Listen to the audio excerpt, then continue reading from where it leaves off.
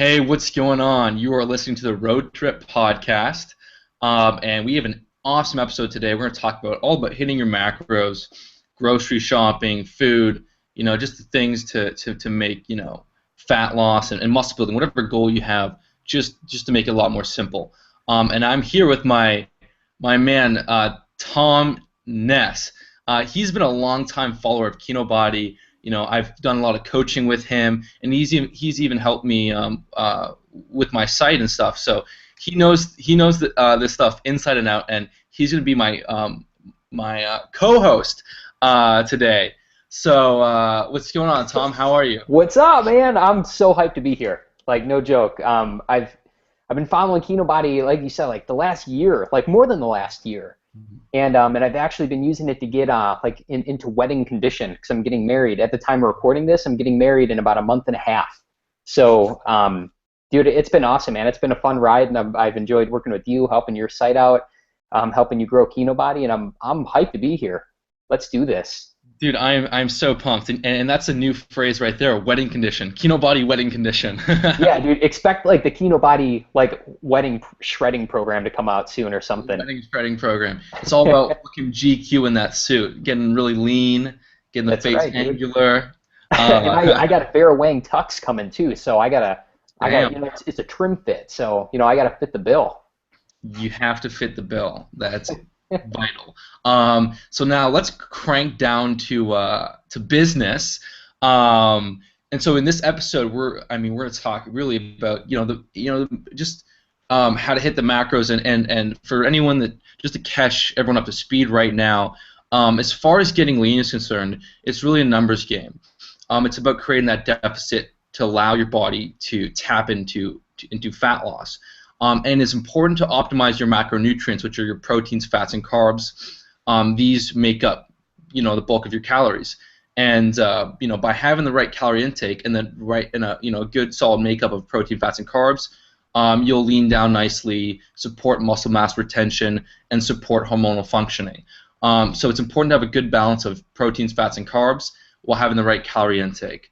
And you can eat, a wide variety of foods that you enjoy and you like, and you can use those foods to make up your macros, which is definitely the most enjoyable way of going about leaning down. So instead of having to, because the old approach, which people did for a long time, and Tom, you've probably done this yourself as well, is, just having like a food list. These are the only foods I can eat. As long as I eat these foods, I'm doing good. I'm doing well. And the problem with that is that it's not hard to overeat, even on quote-unquote healthy foods. Like me, for example, I could go on the paleo diet and I would gain weight just because without having a set amount of food, I would just keep eating, just keep filling up on like the fatty meats and the nuts, and I'd just be taking in 3,000 plus calories, and I would clearly gain weight. As well, feel deprived. I'd be like, oh, damn it, I want some potatoes, or I want some rice, or I want just some quote-unquote not paleo or not quote-unquote clean food. Maybe I want some frozen yogurt ice cream. Who knows? And so, anyways, that's that. So, I mean, Tom, do you have anything to say about that whole the old school versus the new school way of doing things? Yeah, well, actually, I don't even look at it as old school versus new school. I look at it as Kinobody versus everything else.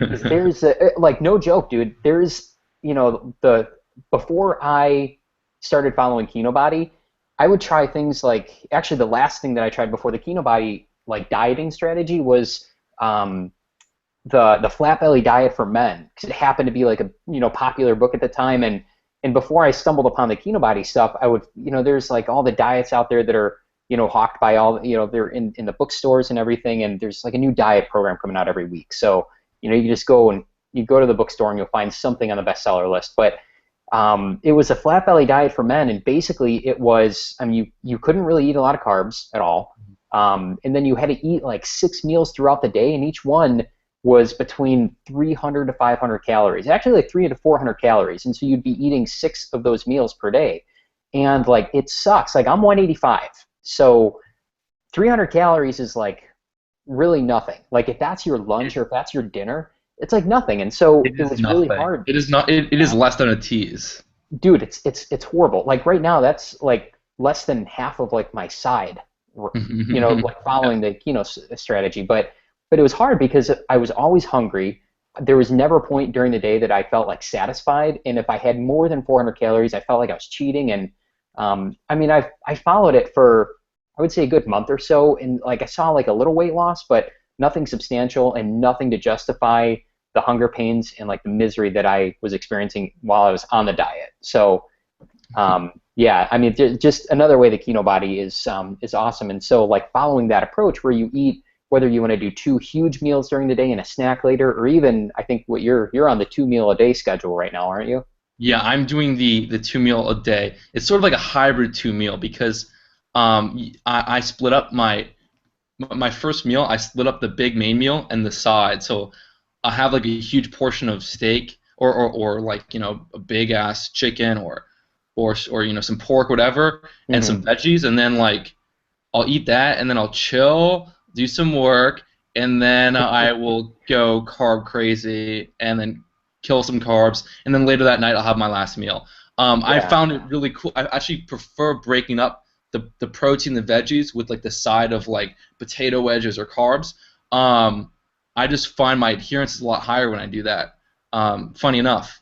Well, absolutely. Well, I mean, but you're just in general. Let's recap. You're eating a shitload of food. I mean, that's what it is. But if you Hmm. do it in a strategic way, like before I read your stuff, I didn't really know about intermittent fasting. So I would wake up and I would have my first meal within like the first 30 minutes of being awake for the day, and then 3 hours later I would be eating another 300-calorie meal, and then 3 to 4 hours. And so it was like those little windows all throughout the day. And dude, it was so hard to stick to. It Yeah, was so let me hard. just let me just break down exactly why that approach is so hard.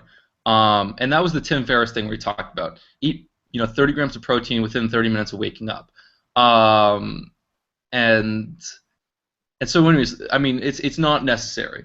Um, but the reason why that's so hard is there's so much going on against you. First of all, having to eat 6 meals per day is very challenging.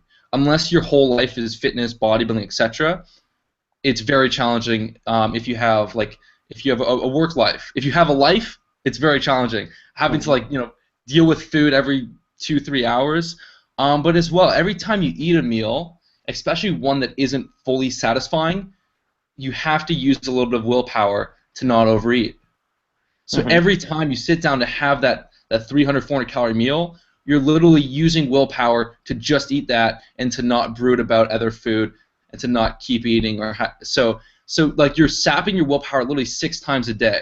Hmm. 6 times a day, like you're literally taxing your ability to be mentally focused and just And just to and, adhere to the and diet plan. yeah, you're killing. So I mean, it's so much harder in that respect. Whereas if you were just to like literally take longer gaps without eating, you'd get eventually you'd hit this state where food is off your mind. Hmm. You don't even think about food, and then when you do eat, because you've created this good deficit, because you've created this good buffer to have a big meal, you finish that meal and you don't even want to think about food. So you're taking the whole willpower component out of the diet. Moreover, not only are you taking the willpower component out of the diet, you're also taking the stress or the work. I'll say the work out of the diet because having to eat several meals a day is hard work. It's not fun. It's hard work. And so when you take Well, the it's work out, especially harder when you're eating, trying to fit that around, like, if you work a 9 to 5 or if you close at work, trying to fit that around, like, unless it's your job to stay at home and, like, just diet all day, which I would imagine is nobody's job that's listening to this podcast. But unless it's like that's your job, you can't do it. You literally can't do it. You can't fit it around a full-time job. right? And so yeah, like on like two separate ends. Like you literally using so much willpower, you don't get to feel satisfied, and then you also have to deal with the stress of having to eat constantly. And so it like every day is like a grind. It's just it's hard to keep up. And so when you strip that away, when you start doing the fasting, and you feel like amazingly alert and focused, and then you kind of eat a couple times a day, yeah, your day just goes so much more smoothly. You feel every day you feel totally like a fucking warrior or king, just satisfied on food, Hmm. and you lean down, and it's really ridiculously simple. Um, And you know, even for me, I had periods of time where I wasn't working and I was just focused on getting lean, and I couldn't even do like the 5 6 meals a day just because I would always just want to eat more. I'd always feel, and It's tough. it was yeah. So I don't. So yeah. So I mean, let's switch gears. Let's talk about hitting the macros on like a Kinobody plan. And it's pretty simple. It's not overly complicated. You guys do not have to get stressed out. So I mean, Tom, what do you think the first step is? I mean, the first step is probably getting an idea of what your macros would be. But I mean, that's probably beyond the scope of this podcast. Well, I tell you Um, what. So let's approach it from like a fat loss strategy first. right. So I mean, really, what it comes down to, it's a numbers game, and a lot of people, there's a lot of confusion surrounding macros and how to and like what it looks like. I mean, so you could probably start off with just like addressing the concept of like macronutrients and how you need to structure your macros in order to lose fat. So do you want to start there? Yeah, that's a good idea. So you can like as far as fat loss is concerned, as long as you're taking in less calories than you're burning, like you will lose fat.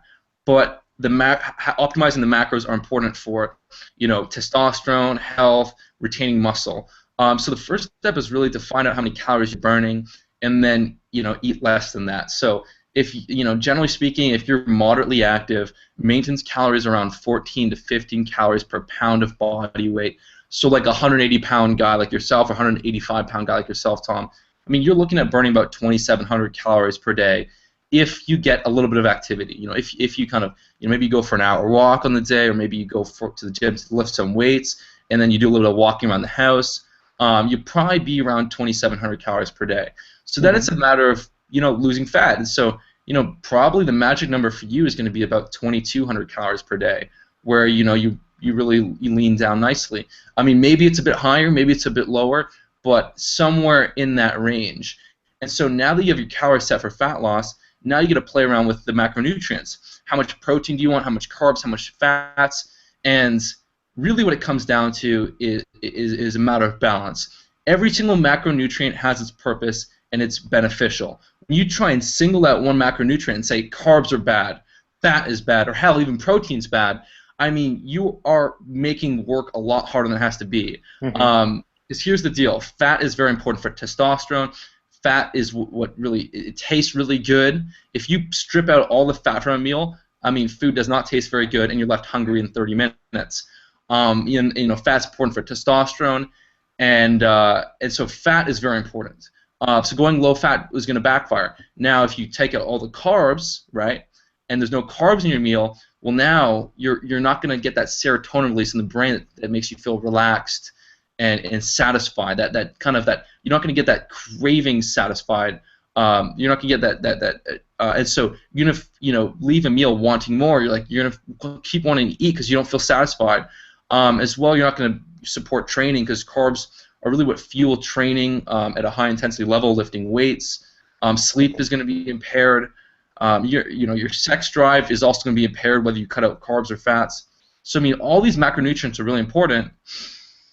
Hmm. And then the protein, of course, is what helps rebuild, repair muscle tissue.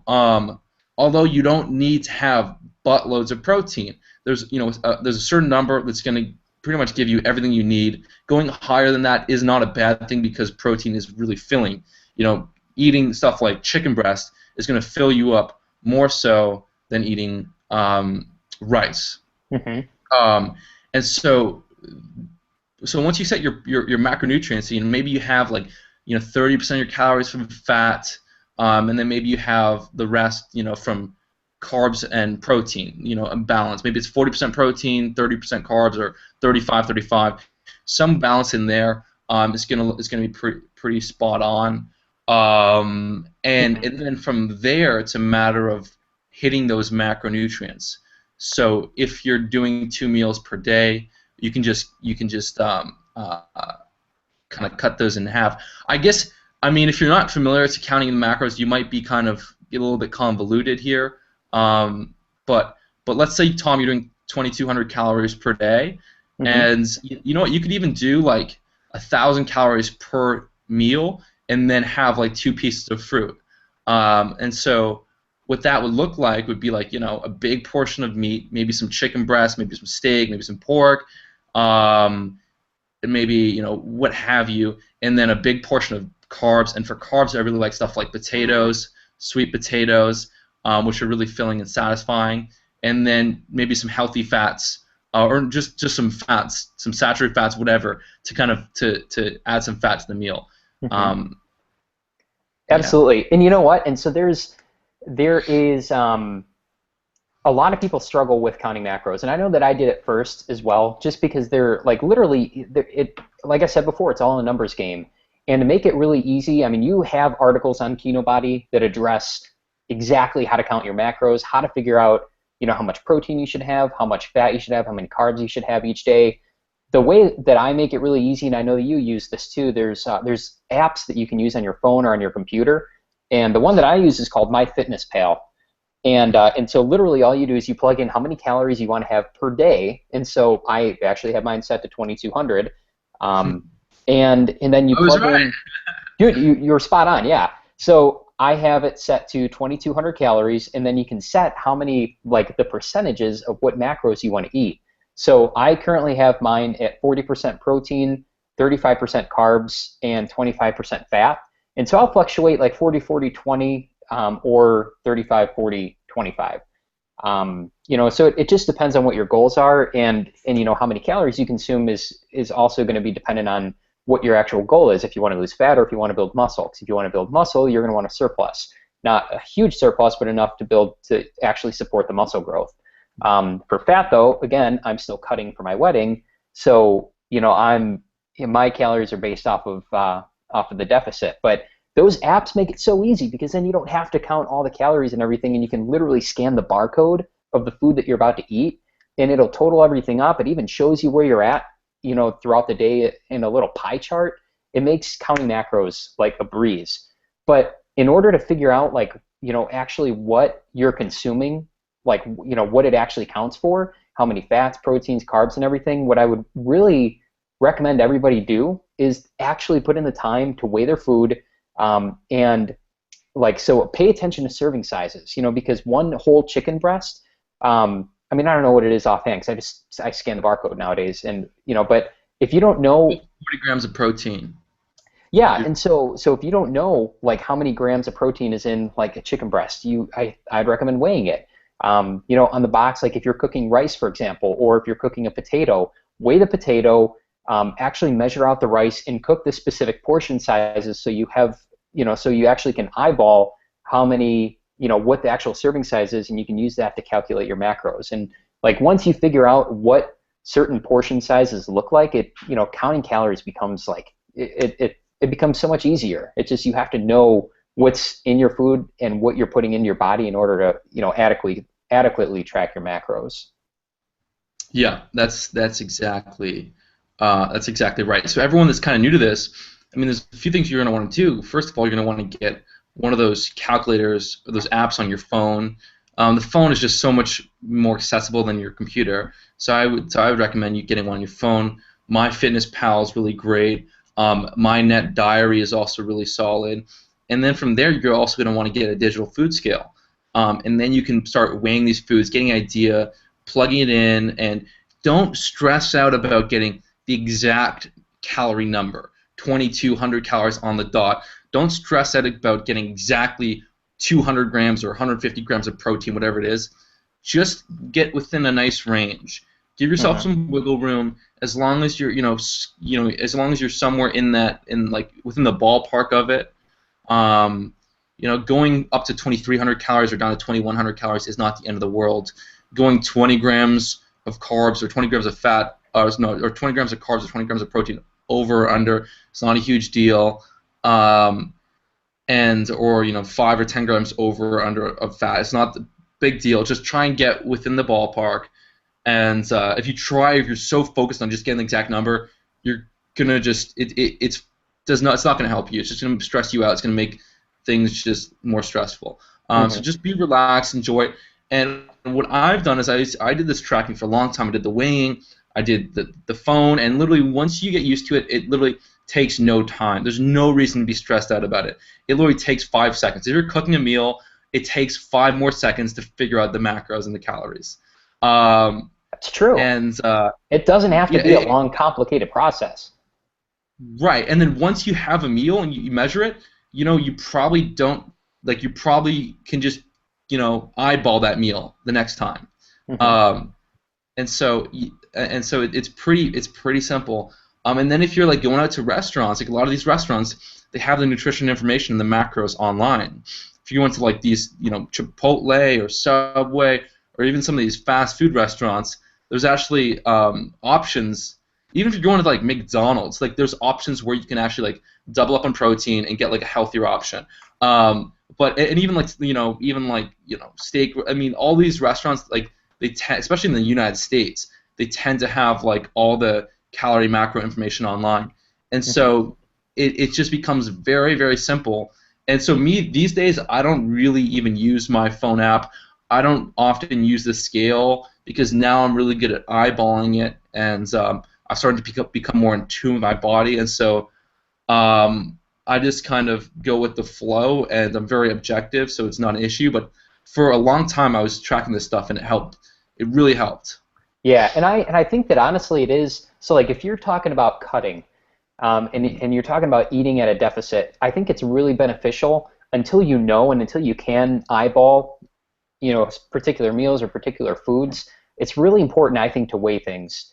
Like right now, I basically make the same thing for lunch every day. So like I fast through maybe the first 4 to 6 hours of waking up. So I try to get up at 7.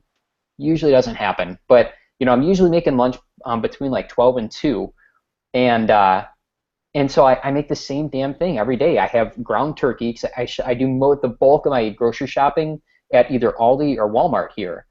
Because keep in mind, like we're trying to save up for a wedding, and it's both me and my fiance Emily, who's conveniently working on the Kino Chef right now.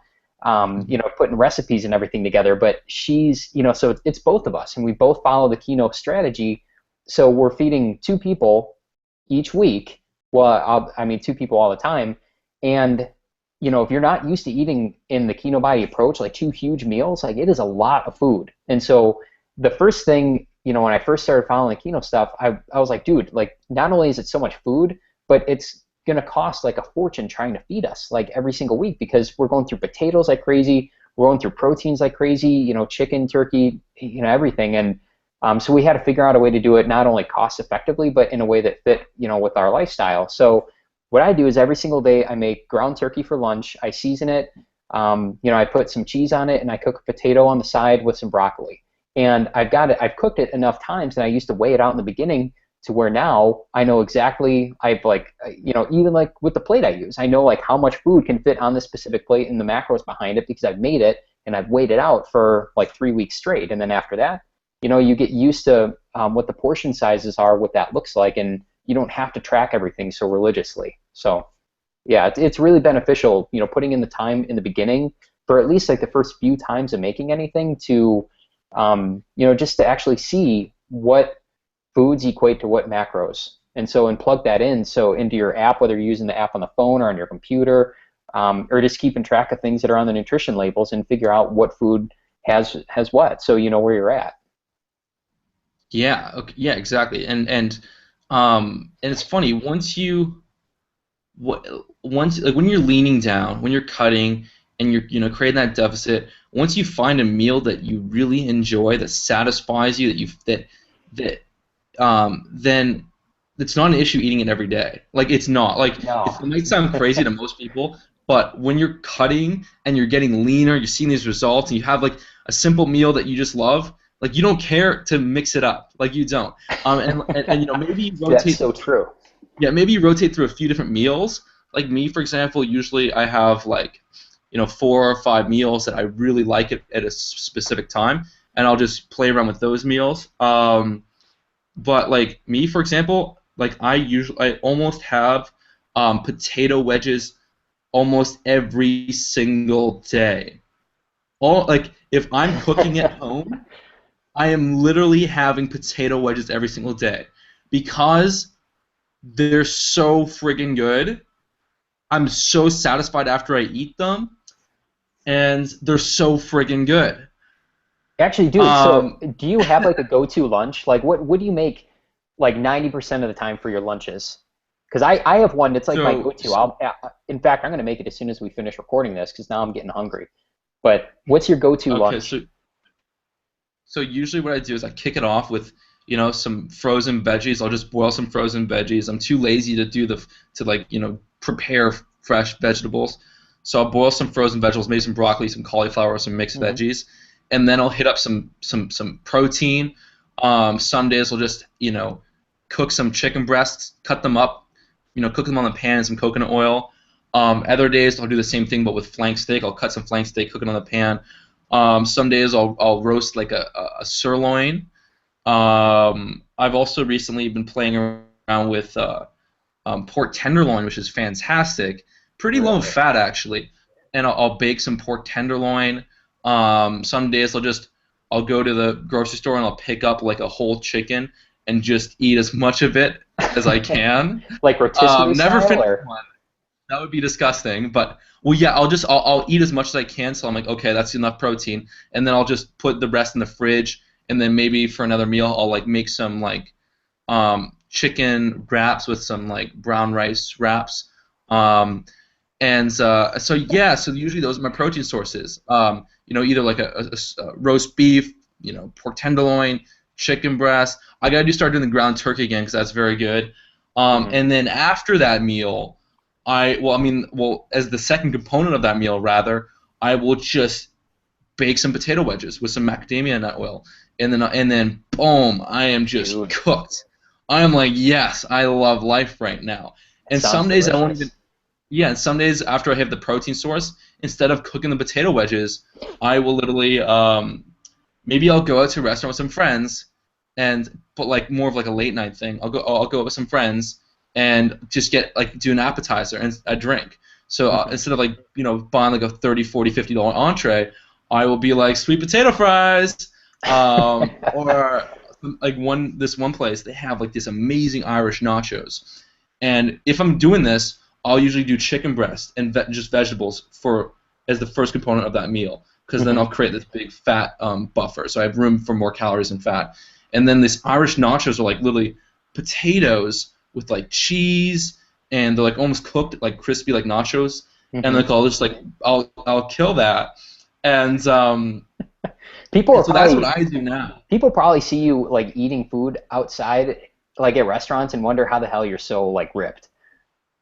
Yeah, it's funny when I used to be, because I have a girlfriend now, but when I used to be like kind of Congratulations. dating a lot, and girls would initially meet me and they'd think I'm some fit obsessed dude obsessed with like eating clean and healthy, and and then like they would see me like pound like some frozen or ice cream with chocolate chips at night, and they'd be like, what is wrong with you? You must have the best genetics.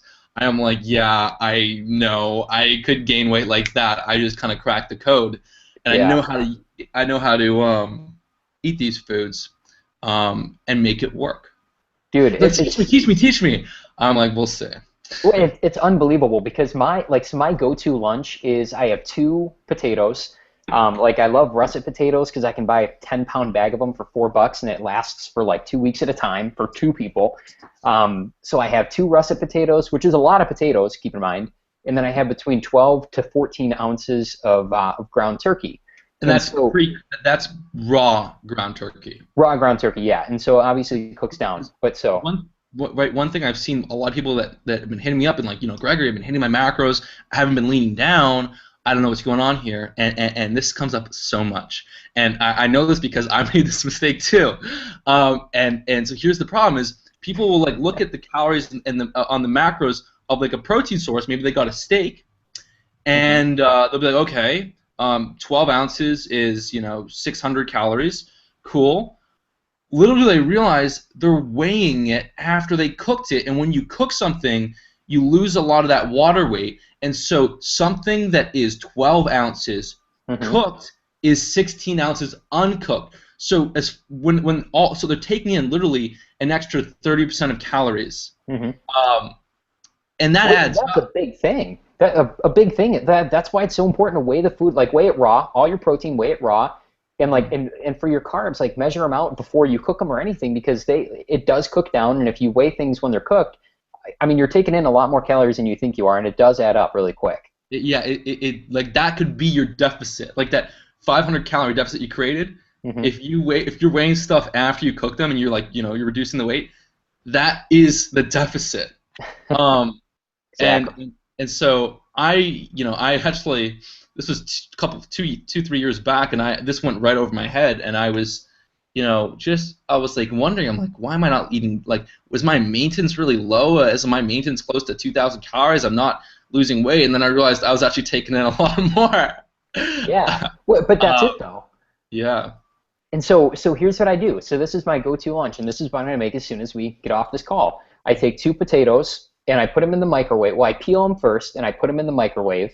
While they're cooking in the microwave, I start browning up my turkey. So I cook a whole package of it. It's about 1.5 pounds. So I take a half a pound, or what? I take 7 ounces off of it, and it comes out to be between 12 to 14 ounces of raw turkey. And so I cook that down. And then as soon as the potatoes are done, I take them out and I cube them up into like littler pieces. And by this time, I mean they're all like, they're like perfectly cooked. But then as soon as the turkey finishes browning, I throw the potatoes in the pan, and it's like a big scramble. And then so after it's done, and I'll throw some seasoning in it depending on what I want. Sometimes it's some like a couple teaspoon or a couple tablespoons of buffalo sauce. Couple Otherwise I'll use like chili powder and cumin and paprika and salt and pepper, stuff like that. But so I season it, and then I heap it on my plate, usually with a little side of broccoli, sprinkle some cheese on it. It is so good. I mean, it looks like a pile of dog food, but it like the quantity of it is so massive that everybody that ever sees me eat lunch is like, what are you doing? Like, are you really going to eat all that? And it's kind of like a shock factor, because if you don't really understand the concept of like how to eat like 2 huge meals and stay in a deficit, it looks like you're just going to gorge yourself. And honestly, it's kind of an intimidating plate when it gets done, but it is absolutely the most delicious thing I eat during the day until Emily cooks dinner. Are you boiling the potatoes or no? I microwave them. Okay, oh So yes, right. You microwave them first. How long do you microwave them for? I got the potato setting on my microwave, but it comes out to be about 5 minutes. I was gonna So say 5 minutes, because yeah, and then you cut them, then you dice them into cubes, and yep. then you fry them on the pan. So when they come out of the microwave, they're already cooked and they're already like softer. So I throw them right into the pan and scramble them up with the turkey. The other thing I do Oh, okay. is sometimes, so like if I don't have a whole serving of turkey, I'll I'll scramble up some eggs and I'll cook the potatoes. So I'll microwave them. I always start with microwaving potatoes because I hate undercooked potatoes, because they're just crunchy and I don't like them. So Hmm. I'll microwave the potatoes, and then I'll still dice them up and throw them in a pan with like a tablespoon of butter, or some kind of oil, macadamia oil or something like that, and like brown them up a little bit, and then I'll scramble up some eggs in them, and then I'll put the turkey or chicken on top of that. So I mean, either way, I'm huge into the scrambles because I think it's like I'm not like a big chef or anything. That's Emily's department. That's why she's working on the cookbook. I just like I need to get in there, smash some food, and get out. Because I got a busy day usually. So huge on the scrambles, but they're so good. And then it could be a different scramble every day with just using different seasonings or different sauces. So, and I think Hmm. that's probably what we're going to get into next with like actually grocery shopping, so you can do this. So Yeah. Let's get into the grocery shopping, because we're yeah, we've covered a lot of ground. mhm. And let's, I guess people probably want to know, like, all right, I'm going grocery shopping. What are the essential items? What should I get? And we can just keep this really simple, and just basically, we don't want to give people like 50 different items to buy, because you don't need to. It can be very, very, very simple. Mhm. So I mean, Tom, where would you start with? So I have really there are things that we buy every week, because like now keep in mind I like over here, like it's both Emily and myself, so we feed 2 people, and we've gotten it down to where we can do it for between 35 to 40 bucks per week. And the way that we do that is so we buy proteins, carbs, and veggies basically every time we go to the grocery store once a week. And then we have things like that we keep in our pantry, like sauces and spices and seasonings and stuff like that, to make what we buy unique. So, example, you can take, chicken. You can have chicken breast every day of the week, but you can have it in a different way. You can put barbecue sauce on it. You can put buffalo on it. You can, put it in a crock pot with the jar of salsa, and you could have that same chicken breast, every single day of the week, but you can season it differently. So you create a different meal and you never get sick of it. And that's, I think, the problem with dieting in general is people think they need a pound chicken breast and broccoli every single day, and they get burned out on it. And so you gotta mix it up a little bit. But the go-to things that we get at the grocery store, we get chicken breast, we get ground chicken or ground turkey, we always get eggs, and now we just moved down to Florida and they carry grass-fed beef over here. So Damn. I know, dude. So we buy a pound of ground of grass-fed beef, which is leaner beef. So I mean that's really it. Sometimes we'll throw some salmon in there, but salmon or tilapia for fish. But essentially it's chicken, ground turkey, eggs, and grass-fed beef, and that's our protein. Yeah, and that's all very cost-effective protein. That's Hmm. all very cost-effective protein. Um, I'm more of a classy person myself, so Can't wait to hear so this. so I usually I throw in some some steaks and some roast beefs. But yeah, no, I always hit on those foods as well. Now that Um, screams class to me. that's yeah. Uh, um, So yeah. yeah. So I mean, yeah, you've got your protein sources locked down. Some chicken breast, some ground turkey, and some eggs, and some extra lean ground beef, Hmm. and then Absolutely. if you want, you can throw in some stuff like roast beefs or pork tenderloin or some a lean cut like a lean steak like flank steak or sirloin steak. Um, and some fish, tilapia. But like, just pick like 3 different protein sources that you really enjoy and just focus on those because you don't want to get like too convoluted yet. Hmm. And so now those are protein sources. Let's move into the carbs. Yeah, so so my go-to again, I love potatoes. I think that they're really filling. Every time, if I have a side of potatoes, my meal typically is a lot more satiating, and it holds me over. So I prefer eating potatoes over any other carb that I could have. Sweet potatoes are number one, but I love reds and russets too. But apart from that, like the carbs that are in my grocery bag are usually a bag of potatoes, regardless of what kind I get.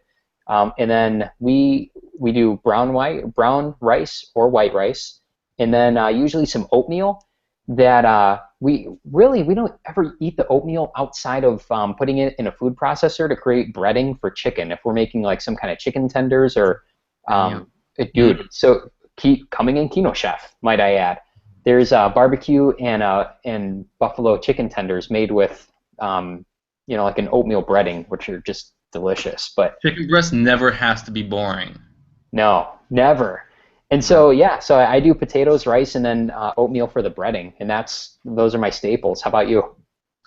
Yeah, I usually, I mean, for me, it's like I usually get some like nice crispy apples, and I'll have like a couple apples a day. Um, uh, in my feasting window, usually, um, yeah, usually I eat like 2 apples a day, just because I find they're tasty, and like I like to eat it before a meal or something. Hmm. And then yeah, I just kill potatoes, just kill potatoes, and What do you what do you think about brown rice versus white rice? 'Cause, I mean, it's a huge debate if you actually look into it. I mean, do you think it matters one way or the other, or what's your opinion on it? I think people are just getting too sucked into the whole debate of brown rice versus white rice. Brown rice has been shown to have some anti-nutrients, which can, minimally reduce protein absorption and vitamin mineral absorption. And I stress the word minimally because it's not like brown rice is going to stop you from absorbing these nutrients. It's just going to slightly reduce their absorption, Hmm. which isn't the end of the world. And the whole glycemic index thing, people need to scrap this. People need to forget about it. It's as far as fat loss is concerned, it's about your macros that you're hitting. If you're in a deficit, you'll lose weight. And moreover, if you're having like white rice with some steak, well, and some broccoli, well, the protein, fat, and fiber that you're getting from the steak and broccoli is going to render the glycemic index meaningless. It will slow down the absorption of the meal. So the white rice versus brown rice thing, I really don't think it matters. Like I really just think go with whatever. If you're gonna be more satisfied eating a cup of white rice, then have the white rice. If you're gonna be more full eating the brown rice, have the brown rice. Find out what it is you want.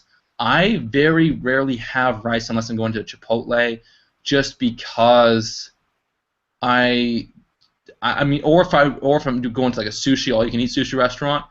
But if I'm trying to keep my calories low, rice is not on the top of my list because it doesn't do it for me. Potatoes Yeah. are filling. Try just as a little experiment.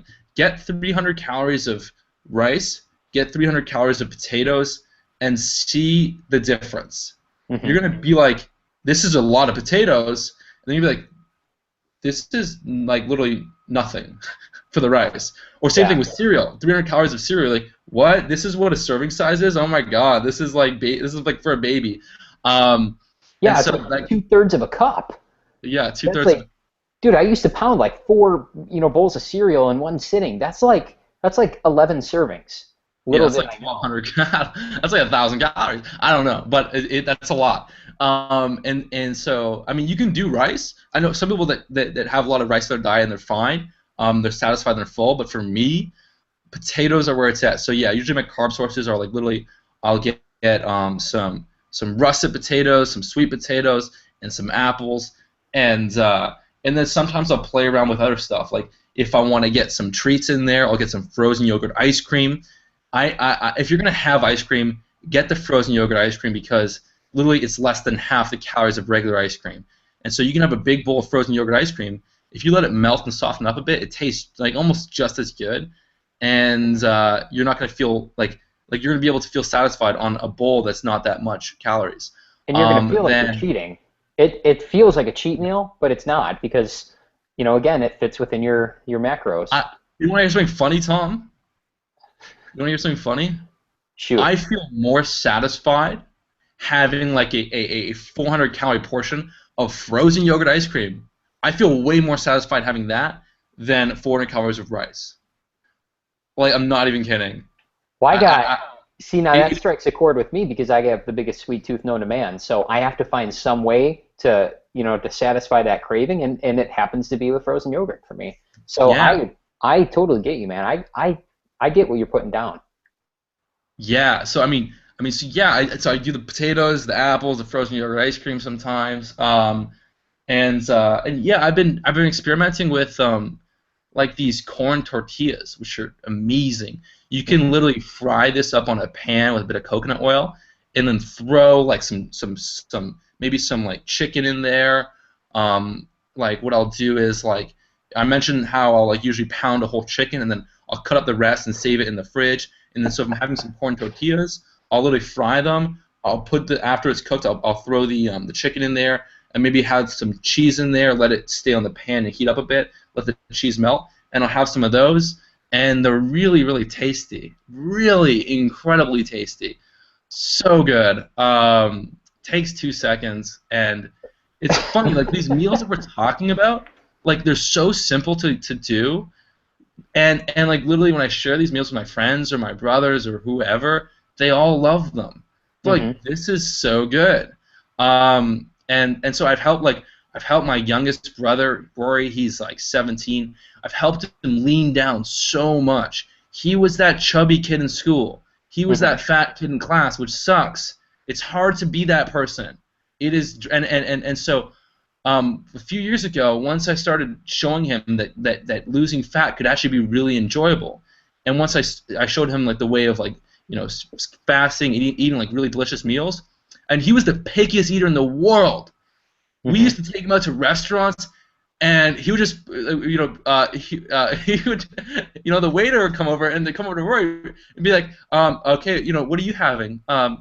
And he'd be like, pizza. Like, oh, we don't have pizza at this restaurant. And he'd be like, pizza. Like Oh all my he wanted is God. pizza. And so he was the pickiest eater ever. And so once I started showing him this meal, it's like he loves it. and he's just Yeah. started leaning down, and so now like literally, he's just fully adapted my way of eating, loves it, and so yeah, I mean the point is like these meals that are satisfying, they're going to really satisfy you, keep you satiated, allow you to make eating a deficit really really enjoyable, are actually like they're just like you can't not love them. They're well, not only are they incredibly satisfying, but they're actually healthy for you. And like the first time you have them, like you'll feel like you're cheating. You'll feel like there's no way in hell that this could actually be a healthy meal, but they are. And you just have to I mean you just have to figure out how to cook in a way that that is healthy and that fits within the confines of the macros that you're trying to hit. And on the side, I mean, you cook up like broccoli on the side. I personally, I love broccoli, corn. I this is a new thing for me, but I love Brussels sprouts now. And if you throw like a little bit of salt and pepper on them with like a tiny bit of butter, like any vegetable becomes instantly delicious. It's just I don't know how, but it does. So you have like your protein, your carb, and your veggie, and it's like you have these incredibly satisfying meals that you never thought that you could. Sometimes I can't even finish my portion sizes, which is crazy to say when you're cutting, but it's true, and that's like eating in this kind of fashion. That's what it does. And you want to hear an interesting phenomenon that I thought just to throw down right now? So it's sometimes it's really cool. What happened is, when you're doing this 2 meal strategy, when you're providing your body with a solid amount of protein, fats, and carbs, and you're just feeling really satisfied. Sometimes you'll lean down really quickly, and you'll be like, you know what, I gotta slow this down. And some days you'll have to like literally deliberately eat more. So I had like a phase where I was doing maintenance for a while. So I was kind of and by eating at maintenance after cutting, you're kind of bringing up leptin, optimizing your hormones, and getting your body used to burning more calories. Um, and so when I shifted back into a deficit, literally my weight was going down really fast. And so every like 3-4 days, I would literally go to this burger restaurant and I would pound 2 double patty burgers and a huge thing of fries every 3-4 days just so I didn't lean down too quickly. And it It's a was good amazing. problem to have. It's a really good problem to have. It's a really good problem to have. Man, the struggle is real for you. The struggle. Well, I mean that was because like I did that really cool maintenance phase, and I just kind of got my body ready to kind of lean down fast again. So it worked amazing. So now, what about for the people that are like, wait, how can you have that much food at one time? Aren't you supposed to space it out? And can you really absorb that many grams of protein and that many carbs? Like, how do you address that? Because keep in mind, like with this strategy, we're talking about you fast throughout the morning. I mean, if you're familiar with any, Kinobody strategies, I mean, you talk about it tons of times, both in the podcast and on your blog. I mean, you fast for the morning, and then you have a huge lunch. Then you fast, or well, you don't fast. You can have an apple or a snack or something, but then you have a huge dinner, and optionally a smaller snack, at night or between your two big meals. But you're eating two huge pillar meals here. So, I mean, how do you address, the criticism of like, oh, you can't absorb that much protein or carbs in one go? Okay, this is why I like having you on the call, Tom, because these questions that literally still fly out, like I still forget that I need to address this stuff. Like you have that in mind. And these are important stuff to address because a lot of people still have these questions. I get these questions on my blog still all the time, and so I mean, I guess one of the first things that you said was, can you absorb this much protein at a time? Hmm. Yes, yes, you can. There's no limit to how much protein you can absorb. The more protein you eat, it will just take longer to absorb. Meaning, if you have like 100 grams of protein in a sitting, it may take you 12, 14 hours to absorb that protein, and that's not a bad thing. That's completely fine. Um, and so there, I mean, that was a myth that you can only absorb 20, 30 grams, 40 grams of protein in a sitting, and it was very productive to the supplement industry because their serving sizes of their whey protein was matched to that number.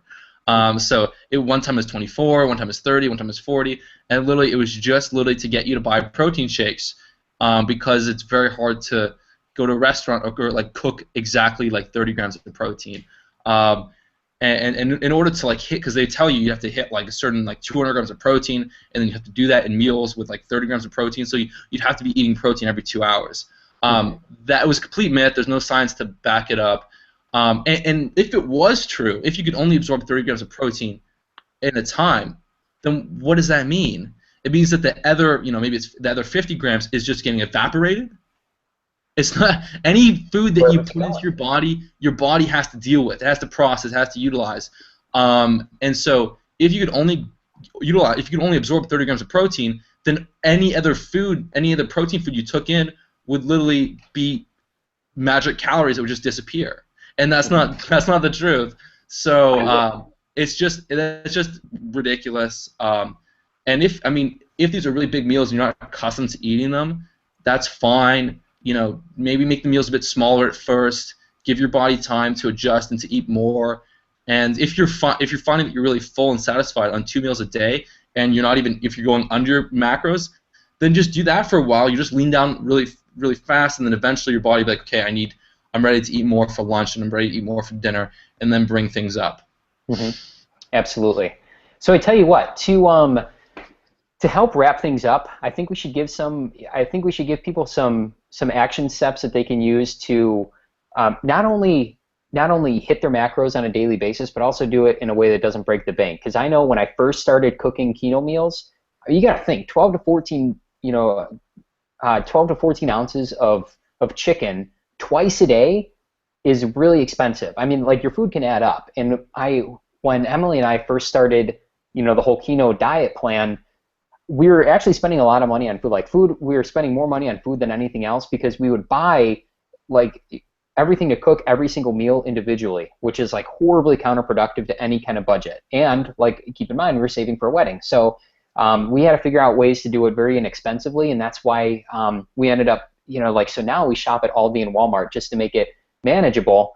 But it's like we found a really cool way to like more of a system, more or less, to hit our macros every single day and stay on a budget at the same time, which I think may resonate with a lot of the listeners to the podcast here.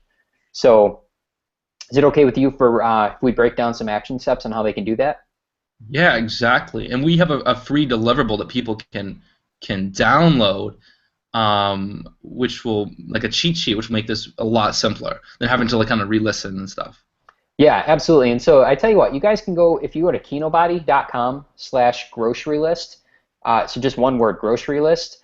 We're going to put together like a guide of the things that we buy at the grocery store every single week, and also probably a couple different meals that you can make with those groceries. But what I have found really effective, what we do here is so at the beginning of every week, we plan all of our meals for that week.